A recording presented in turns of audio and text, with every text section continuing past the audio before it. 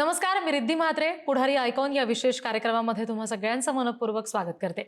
आज आपण बोलणार आहोत कोल्हापुरातल्या पहिल्या आणि पर्यटन क्षेत्रामध्ये तब्बल 25 वर्ष पूर्ण केलेल्या गगन टूर्सच्या प्रवासाबद्दल। आणि त्याविषयीच बोलण्यासाठी आज आपल्या सोबत आहेत गगन टूर्सच्या संचालिका नंदिनी खुपेरकर मॅडम। मॅडम नमस्कार आणि खूप खूप स्वागत तुमचं। थँक्यू।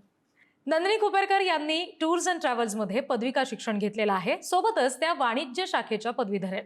सोलापूरच्या मोडनिंब इथे जन्म झालेल्या नंदिनी यांनी 2000 साली गगन टूर्स या कंपनीची स्थापना केली आणि मागच्या 25 वर्षापासून विविध अडचणींवर मात करून अनेक नैसर्गिक, राजकीय आणि आंतरराष्ट्रीय आव्हानांचा सामना करत त्यांनी यशस्वीरित्या या कंपनीची धुरा सांभाळलेली आहे।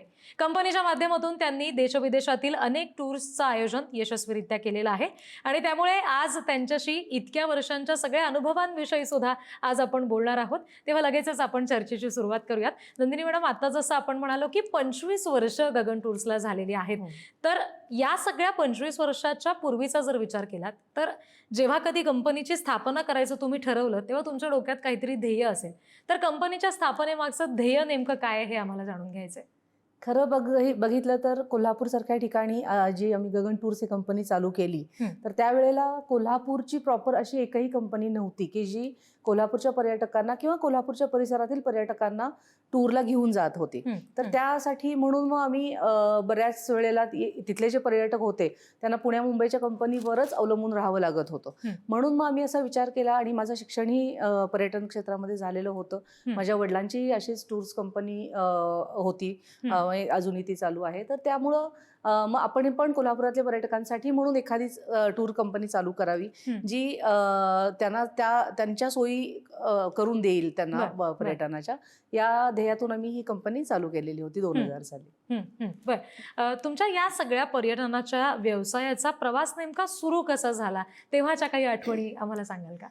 2000 साली ज्यावेळेला आम्ही ही कंपनी चालू केली त्यावेळेला आम्हाला बऱ्याच एक तर सुरुवातीला अडचणींचाही खूप सामना करावा लागला, कारण ज्याला आपण प्रोफेशनल टुरिझम म्हणतो अशा पद्धतीने पर्यटन करणारे खूप कमी पर्यटक कोल्हापूर किंवा परिसरात होते।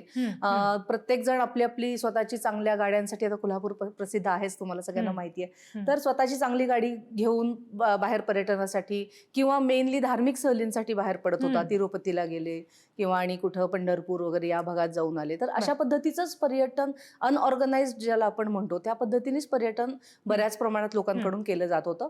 पण ज्यावेळेला आम्ही 2000 साली कंपनी चालू केली गगन टूर्स, त्यावेळेला आम्हाला असं लक्षात आलं की लोक अजूनही आम्हाला खूप कन्व्हिन्स करावं लागत होतं बेसिकली लोकांना त्यासाठी की नाही, हे अशा पद्धतीने जाऊन तुमचा वेळ पण वाया जातो किंवा तुम्हाला काही अडचणी येतात ऑन टूर ज्यावेळेला तुम्ही जात असता त्यावेळेला।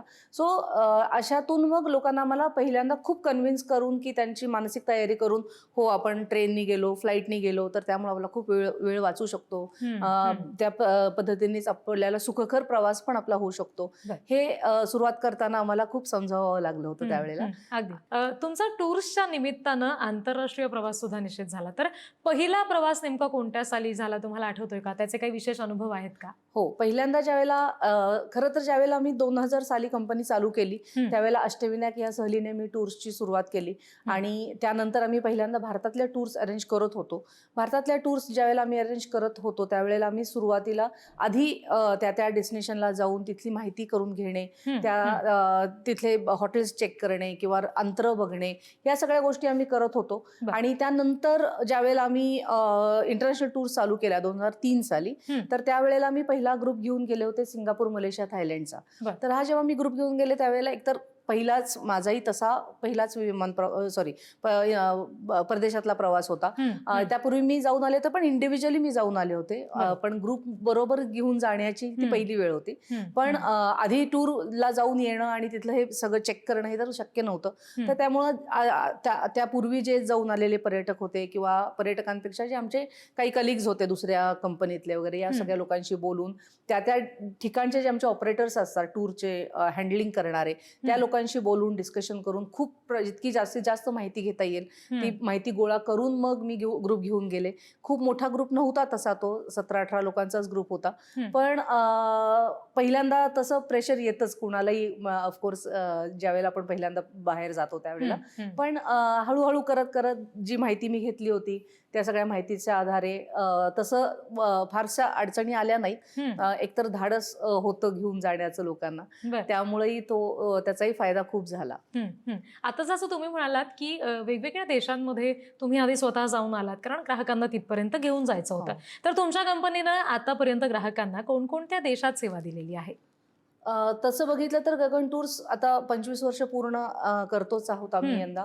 तर जवळजवळ जगभरातल्या सगळ्याच ठिकाणी आम्ही टूर्स घेऊन गेलेलो आहोत. म्हणजे अगदी ऑस्ट्रेलिया, न्यूझीलंड, जपान, इंडोनेशिया, बाली आहे, किंवा सिंगापूर, मलेशिया, थायलंड आहे, चायना, हाँगकाँग, मकाऊ आहे, श्रीलंका आहे, त्यानंतर नेपाळ, भूतान, हे तर आपले नेबरिंग कंट्रीज आहेत. याशिवाय जे मिडल ईस्टर्न कंट्रीज आहेत, ज्यामध्ये दुबई, ओमान किंवा इजिप्त आहे, साऊथ आफ्रिका आहे, मॉरिशस आहे, आणि युरोपचा सगळाच ऑलमोस्ट सगळाच खंड, ग्रीस, टर्की वगैरे हा भाग जो आहे. फक्त अमेरिका सोडलं तर ऑलमोस्ट सगळ्या ठिकाणी आजपर्यंत आम्ही पर्यटकांना घेऊन जाऊन आलेलो आहोत. बर. आता या सगळ्यामध्ये जसं तुम्ही म्हणताय की आतापर्यंत कंपनीने सेवा ज्या काही दिलेल्या आहेत त्या संदर्भात आपण बोललो, पण ग्राहकांनी मुळात जेव्हा टूर प्लॅन करायची ठरते तेव्हा नेमका कुठल्या बाबींचा विचार केला पाहिजे असं तुम्हाला वाटतं? खरं बघितलं तर ज्यावेळेला एखाद्या माणसाला टूरला जाण्याची इच्छा होते, त्यावेळेला त्यांनी सगळ्यात आधी त्यात जे डेस्टिनेशन त्यांनी प्लॅन केलेलं आहे त्या डेस्टिनेशनचा सगळ्यात पहिला विचार केला पाहिजे तो क्लायमेटचा.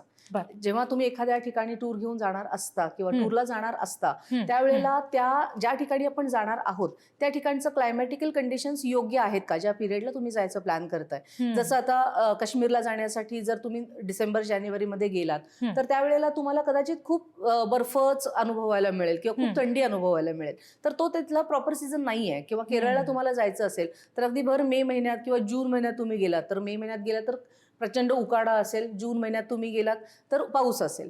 त्यामुळं हा बेसिक जो क्लायमॅटिकल कंडिशनचा अभ्यास आहे हा करणं खूप गरजेचं आहे.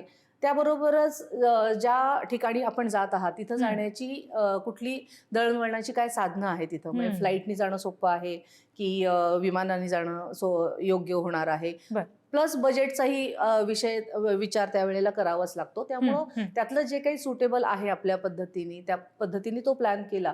कारण आता ट्रेननी जर एखाद्या ठिकाणी आपल्याला जायचं असेल, भारतातल्या टूर्स बद्दल मी बोलते, तर त्यावेळेला 2 महिने आधी त्याचं प्रॉपर प्लॅनिंग व्हावं लागतं, तरच ते तिकीट तुम्हाला ट्रेनचं मिळू शकतं. तर तो एक आपल्यासाठी गरजेचा विषय आहे की ज्या ठिकाणी आपण जाणार आहोत तिथं जाण्यासाठी योग्य काय वाहन आहे किंवा वे आहे त्याचा, तर तो एक विचार होणं गरजेचं आहे. त्याबरोबरच जी टूर कंपनी तुम्ही चूज करता आहात त्यांनी जे पॅकेज डिझाईन केलेलं आहे ते पॅकेज पण बघावं लागतं. कारण काही काही वेळेला असं असतं की एखादं जे डेस्टिनेशन आहे, एस्पेशली इंटरनॅशनल टूर्समध्ये, काही टूर्स अशा आहेत ज्याच्यामध्ये बरेच ॲडव्हेंचरस ऍक्टिव्हिटीज असतात. एखादा माणूस जर का 60-65 वर्षाचा आहे तर तो सगळ्या ऍक्टिव्हिटीज करू शकणार नाहीये. तर त्या आयटिनरीमध्ये त्या आपल्या एजला सूट होणाऱ्या काय ऍक्टिव्हिटीज आहेत का, कारण काही वेळेला असं असतं की एकेका अशा ऍक्टिव्हिटीची किंमत 7,000, 8,000, 10,000 जर आपण इंडियन रुपीज मध्ये कन्वर्ट केलं तर अशी असते. तर मग इतके पैसे खर्च करणं गरजेचं आहे का आपल्याला, आणि त्याचा आपण उपभोग घेऊ शकणार आहे का, हे पण बघणं खूप गरजेचं आहे. तर अशा ह्या ज्या काही गोष्टी आहेत त्याचा, आणि फूडच्या बाबतीतही बरेच लोकांचं असतं व्हेज फूड हवंय किंवा काही जणांना इंडियनच हवं असतं परदेशात ज्या वेळेला आपण जात असतो त्यावेळेला, तर तोही त्या ठिकाणी ते अवेलेबल आहे किंवा नाही याची थोडीशी एक बेसिक माहिती आपण करून घेणं गरजेचं आहे. जी, बर. आता जसं आपण म्हणालो की डेस्टिनेशन निवडताना नेमका कुठली काळजी घ्यायला पाहिजे, पण टूर कंपनी निवडायचा सुद्धा फार मोठा प्रश्न अनेकांच्या समोर असतो. तर मग ही टूर कंपनी निवडताना कोणती नेमकी काळजी घ्यायची? सगळ्यात महत्वाचं, ज्यावेळेला प्राइस टॅग तुम्ही बघता, कुठलीही टूर कंपनी जेव्हा एखादं प्राइस डिझाईन करत असते तर त्याच्यामध्ये ऑफकोर्स प्रत्येक जण पैसे मिळवायचाच अस्पेक्ट त्यांचा असतो. पण ज्यावेळेला तुम्ही थोडासा विचार करून केलं पाहिजे, आज दुबई सारखी टूर आहे जी 40,000 रुपयाला मिळते म्हणून तुम्ही पैसे भरता गडबडीने त्या कंपनीकडे जाऊन, पण आज 50 लोकांचे पैसे घेऊन तो माणूस फरार झाला किंवा त्यांनी कंपनी बंद केली, अशाही घटना बऱ्याच तुम्हाला ऐकायला मिळतात. तर हे होणं चुकीचं आहे. म्हणजे 40,000 रुपयात दुबईची टूर होऊ शकत नाही, हा लोकांनी विचार करणं गरजेचं आहे की बाबा नाही, 100% याच्यामध्ये तुमची फसवणूकच होणार आहे. तर हा थोडासा आस्पेक्ट लोकांनी लक्षात घेणं टूर कंपनी चूज करताना खूप महत्वाचं आहे.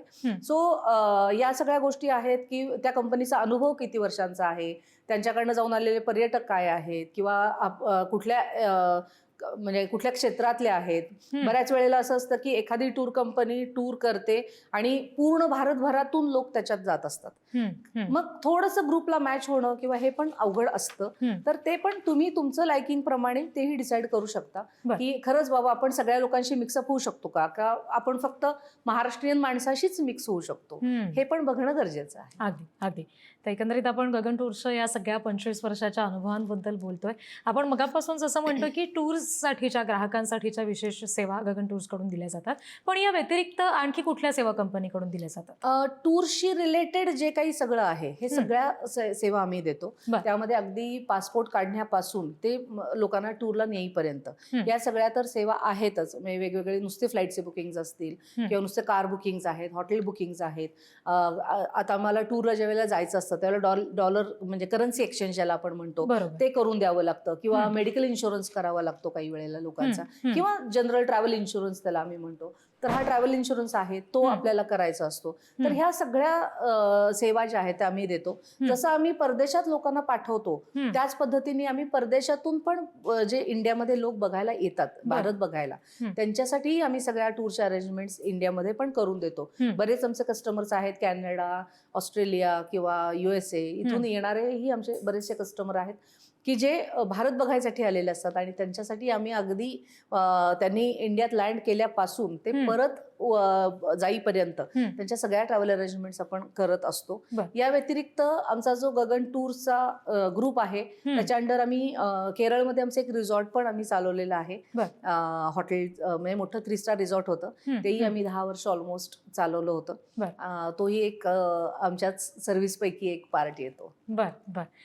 टूर प्लॅन करत असताना आतापर्यंतच्या सगळ्या 25 वर्षाचा प्रवासाचा जर तुम्ही विचार केलात तर ती प्लॅनिंग करत असताना किंवा प्रत्यक्ष टूरवर असताना एखादा कुठला असा वेगळा प्रसंग घडलेला तुम्हाला आता आठवतोय का, जो तुम्हाला आमच्याशी शेअर करायला आवडेल? प्रसंग तसे खूप आहेत, म्हणजे अविस्मरणीय त्याला म्हणू शकतो आपण. पण अगदी लेटेस्टचा 2 किस्से, एक भारतातल्या टूरचा आणि एक इंटरनॅशनल टूरचा मी तुम्हाला सांगू शकते. जो आताचा रिसेंटचा पहलगामचा हल्ला झाला होता त्यावेळेला आमचा ग्रुप जिथं हल्ला झाला त्या ठिकाणापासून फक्त काहीशे मीटर अंतरावरती होता. म्हणजे 500 ते 600 मीटर फक्त अंतरावरती आमचा ग्रुप तिथं होता त्यावेळेला. आणि त्याच दरम्यान आमचा टूर लिडरचा फोन चालू होता माझ्याबरोबर की म्हणजे काय काय तुमचं चालू आहे, लंच घेत होते ते लोक, तर लंच चालू आहे आणि एकदम खूप मागं हल्ला गुल्ला वगैरे असं ऐकायला मिळालं. म्हणून मी त्याला विचारलं अरे काय झालं, तर नाही काहीतरी मॅडम प्रॉब्लेम झालाय, मी चेक करतो असं म्हणून त्यांनी फोन ठेवला आणि 15च मिनिटात ह्या सगळ्या न्यूज फ्लॅश व्हायला सुरुवात झाली. मग अशा वेळेला त्या लोकांना तिथून एक तर त्या जागेमधून हलवणं आणि त्या लोकांना धीर देणं हे खूप महत्वाचं काम होतं माझ्यासाठी किंवा माझ्या कंपनीतल्या सगळ्याच स्टाफसाठी. तर ते पहिल्यांदा मी त्याला म्हटलं की ठीक आहे, तू पटकन लोकांना आधी गाडीत बसव. बाय गॉड्स ग्रेस आमच्या कुठल्याही कस्टमरला किंवा आमच्या ग्रुप मेंबर्सना कुणालाही काही त्रास झाला नाही तिथं. तर त्या सगळ्यांना पटकन गाडीत बसून आधी तू हॉटेलवर घेऊन जा असं आम्ही त्यांना सांगितलं. आणि मग तिथं गेल्यानंतर रात्री व्हिडिओ कॉल करून मी त्या सगळ्या ग्रुपमधल्या लोकांशी बोलणं केलं, किंवा त्या टूर लिडरनी पण त्यांना सगळ्यांना सांगितलं की आता हे झालेलं आहे पण आपण पॅनिक होण्याची गरज नाहीये, पुढं आपण जाऊ. त्यावेळेला कारण आदल्याच दिवशी तो ग्रुप गेला होता आणि इमिजिएटली फ्लाईट त्यावेळेला अशी परिस्थिती झाली होती की ते फ्लाईट कंपन्यांनी पण खूप विमानाचे फेअर्स वगैरे वाढवले होते. तर अशा परिस्थितीमध्ये लोकांना धीर देऊन तिथं थांबवणं हे खूप महत्वाचं होतं. असाच एक दुसरा किस्सा इंटरनॅशनल टूर्स बाबत माझ्याबरोबर झाला होता. सिंगापूर, मलेशिया, थायलंड या टूरला मी एकदा ग्रुप घेऊन गेलेले होते. मी स्वतः त्या ग्रुप बरोबर होते.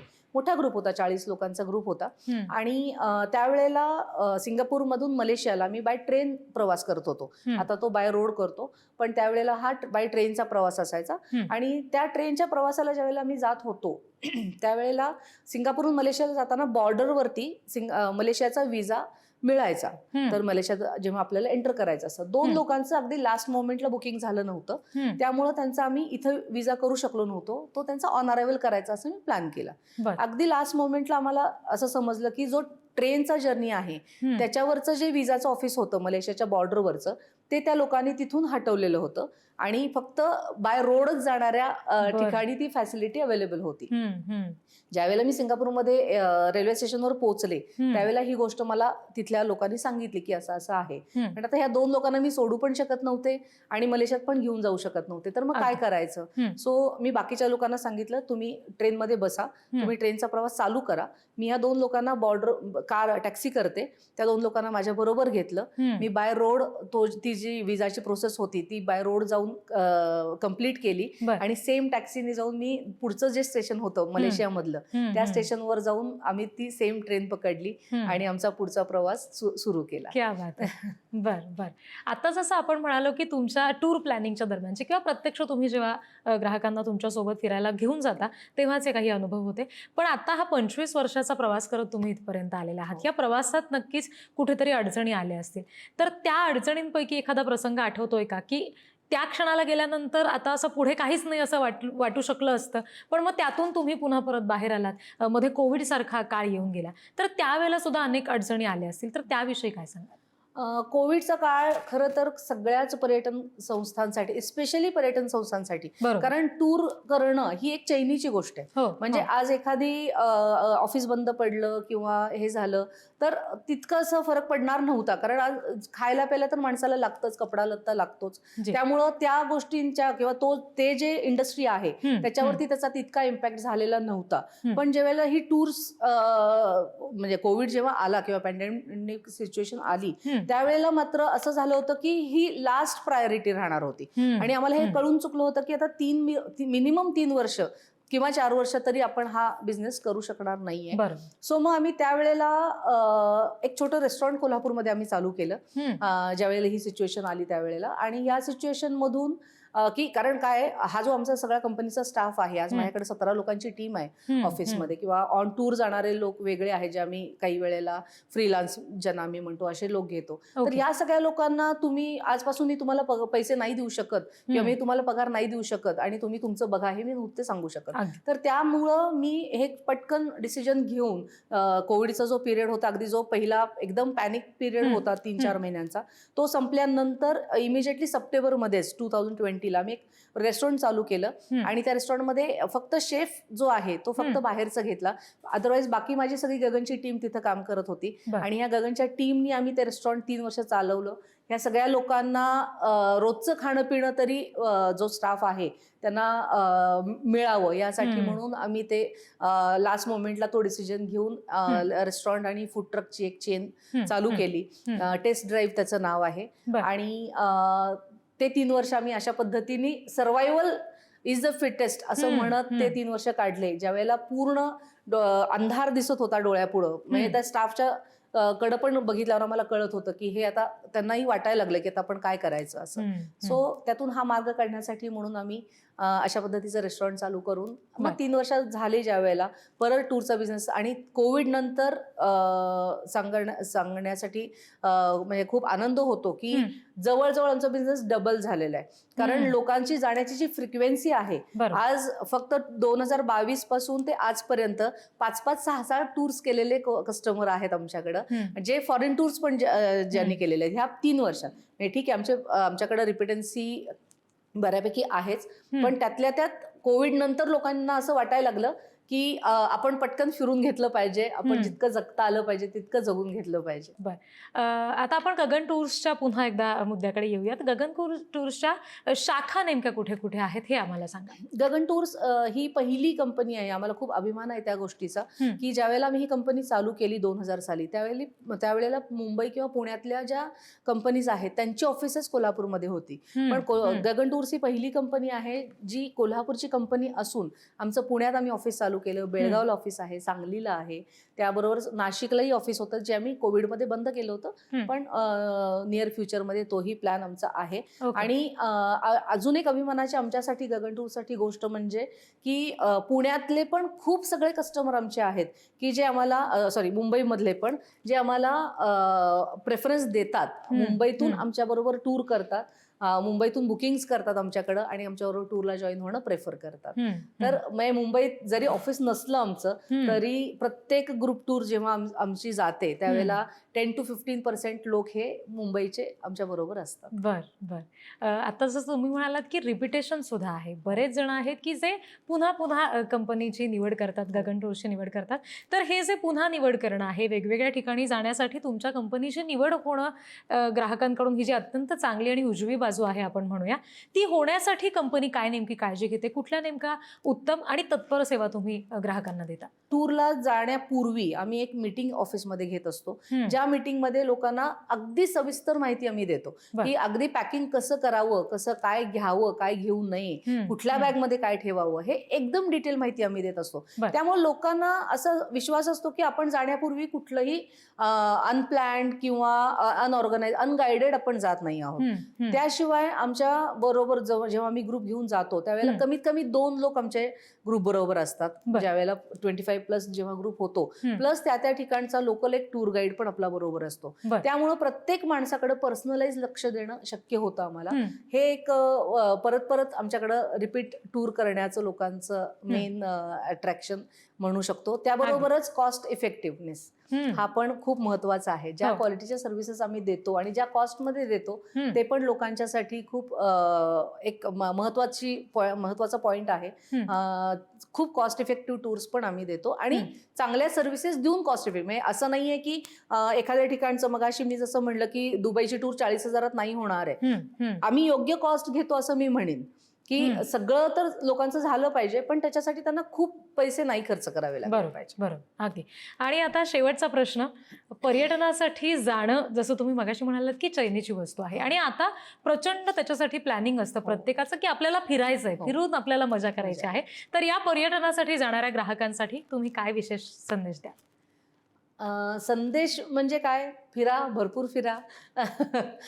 फक्त जसं मी मगाशी म्हणलं की आपली फसवणूक होणार नाही याची काळजी घ्या. सगळ्यात महत्वाचं की कमी किंमत दिसतेय म्हणून तुम्ही कुठली टूर बुक करू नका.